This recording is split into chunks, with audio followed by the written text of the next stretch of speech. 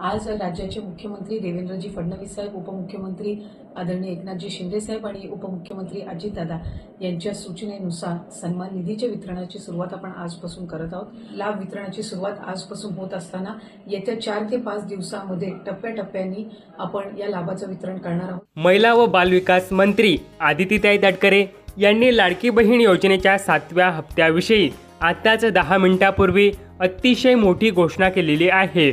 लाडक्या बहिणींना आज दुपारी 1 वाजता लाडकी बहीण योजनेचा 7वा हप्ता 2100 रुपये लाडक्या बहिणींच्या बँक खात्यात जमा होणार आहे। आज मकर संक्रांत आहे, सणाचा दिवस आहे, म्हणून लाडक्या बहिणींना या 5 बँकांमध्ये लाडकी बहीण योजनेचा 7वा हप्ता सरकारकडून जमा केला जाणार आहे। अनेक बहिणींना असे वाटत होते की आज मकर संक्रांतीच्या दिवशी देखील आम्हाला हप्ता हा मिळणार नाही, कारण की मकर संक्रांतीच्या दिवशी सुट्टी असते।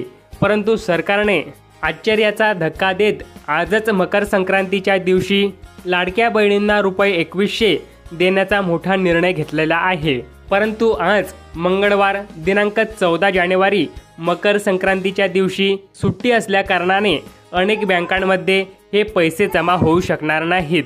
केवळ या 5 बँकांमध्येच आज लाडकी बहीण योजनेचा 7वा हप्ता हा 2100 रुपये जमा होणार आहे। उर्वरित सर्व बँकांमध्ये बुधवारी हे पैसे जमा होतील, म्हणजे उद्या हे पैसे जमा होतील। ज्या बहिणींचे बँक खाते या 5 बँकांमध्ये असेल अशा बहिणींनी ATM कार्ड वापरून किंवा गुगल पे, फोनपे असे UPI ॲप वापरून आपले पैसे लगेच काढून घ्यावेत, असे आवाहन देखील या ठिकाणी करण्यात आलेले आहे।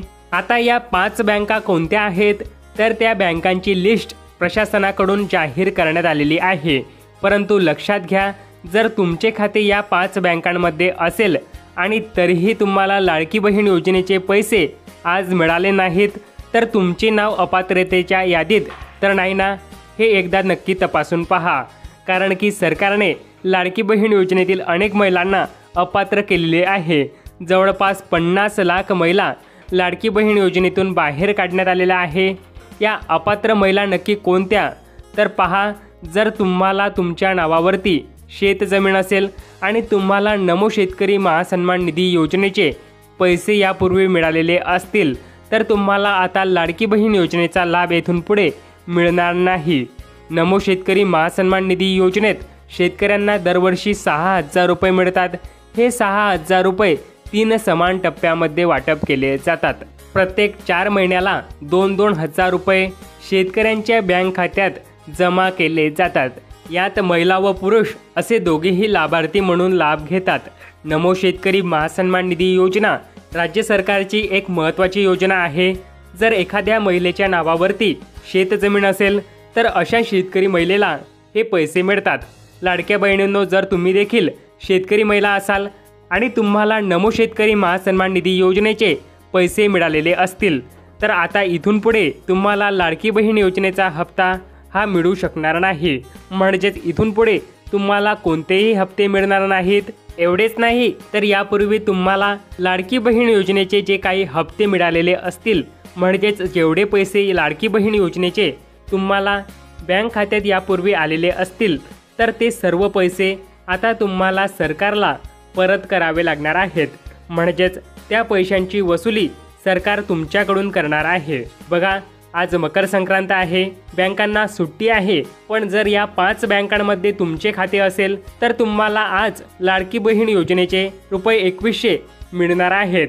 परंतु जर समजा तुम्हाला आज या 5 बँकांमध्ये खाते असून देखील आज रुपये 2100 मिळाले नाहीत, तर तुम्ही समजून जा की तुम्ही कोणत्या ना कोणत्या सरकारी योजनेचा लाभ यापूर्वी नक्की घेतलेला आहे। दुसरी महत्त्वाची गोष्ट म्हणजे जर तुम्ही एखाद्या अवजारांवर सरकारी योजनेअंतर्गत अनुदान घेतलेले असेल, म्हणजेच तुम्ही ट्रॅक्टर खरेदी केले किंवा एखादे शेती अवजार तुम्ही खरेदी केले, जसे की नांगर, थ्रेशर मशीन, कुट्टी मशीन, म्हणजेच तुमच्या नावावरती एखाद्या शेती अवजाराचे खरेदी केलेले असेल की ज्यावर तुम्हाला शासनाकडून सबसिडी मिळालेली आहे, अनुदान मिळालेले आहे, तर अशा वेळी देखील तुम्ही लाडकी बहीण योजनेसाठी अपात्र ठरता।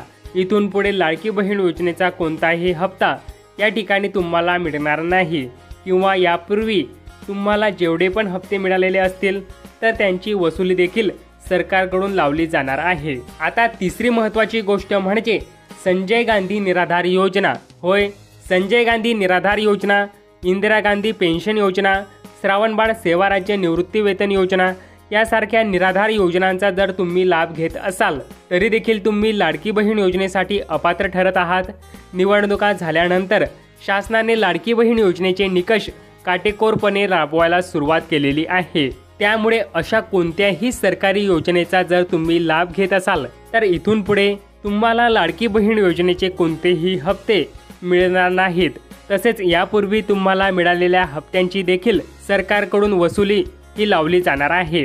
महाराष्ट्रातील अनेक जिल्ह्यांमध्ये महिला व बालविकास विभागाने सक्तीने वसुली सुरू केलेली आहे।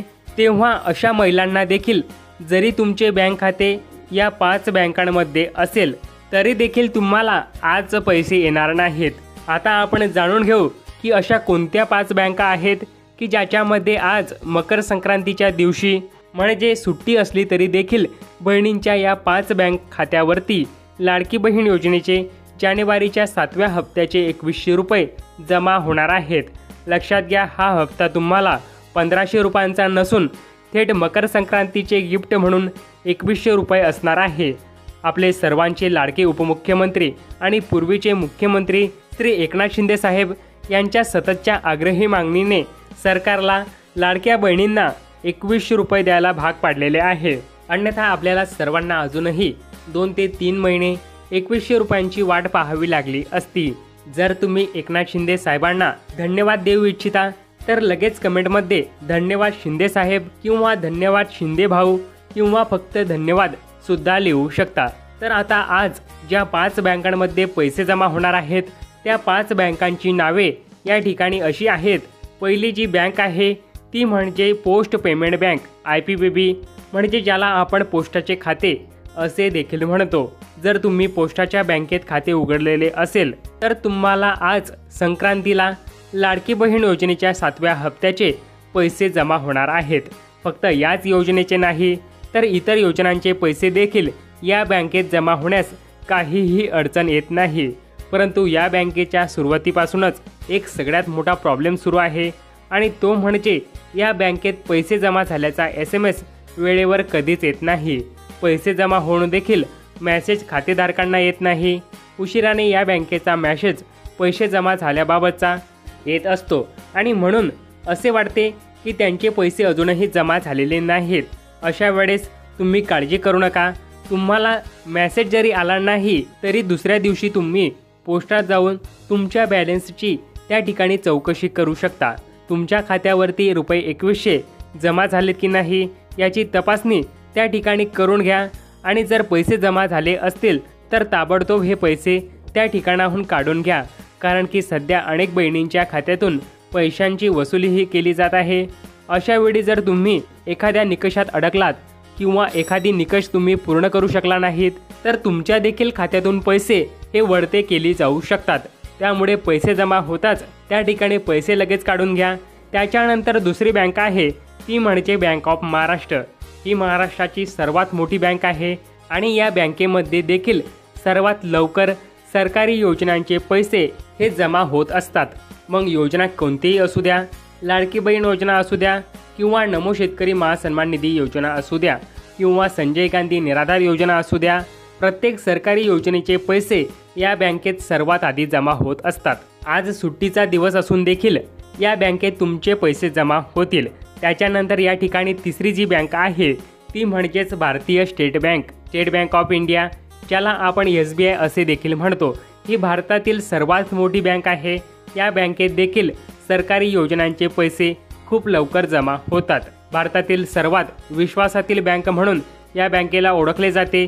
तर याही बँकेत सर्वात आधी तुमचे पैसे हे जमा होतात। त्याच्यानंतर चौथी जी बँक आहे ती म्हणजेच bank of India. Bank of इंडियाला देखील सरकारी योजनांचे पैसे जमा होण्यासाठी खूप मोठे स्थान आहे।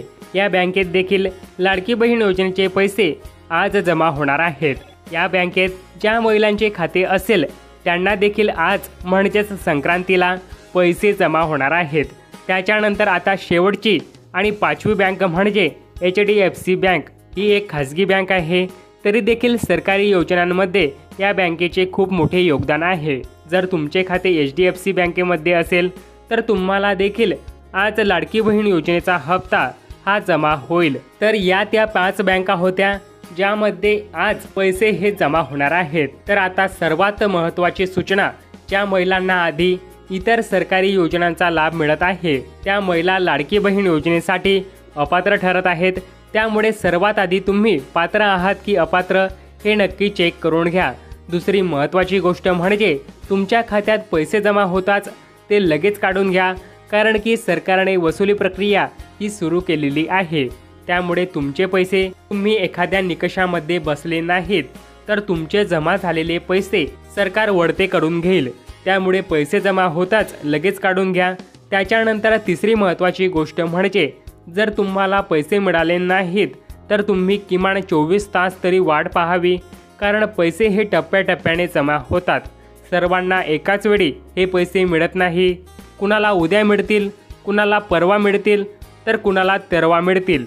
अशा पद्धतीने टप्प्याटप्प्याने हे पैसे जमा होत असतात. त्यामुळे जर तुमचे पैसे जमा झाल्याचा SMS तुम्हाला आला नाही तर कमीत कमी तुम्ही या ठिकाणी 24 तास वाट पाहावी. तर अशा पद्धतीने लाडक्या बहिणींनो, आज संक्रांतीच्या दिवशी सरकारकडून एक मोठी गिफ्ट हे दिले जाणार आहे आणि आजपासून लाडकी बहीण योजनेचा 7वा हप्ता लाडक्या बहिणींना जमा होण्यास सुरुवात होणार आहे. अतिशय महत्त्वाची माहिती आहे. लाडक्या बहिणींना, मित्रांना, मैत्रिणींना, नातेवाईकांना हा व्हिडिओ जास्तीत जास्त शेअर करा, जेणेकरून ही अतिशय महत्त्वपूर्ण माहिती त्यांच्यापर्यंत पोहोचत राहील. चला तर मग, धन्यवाद.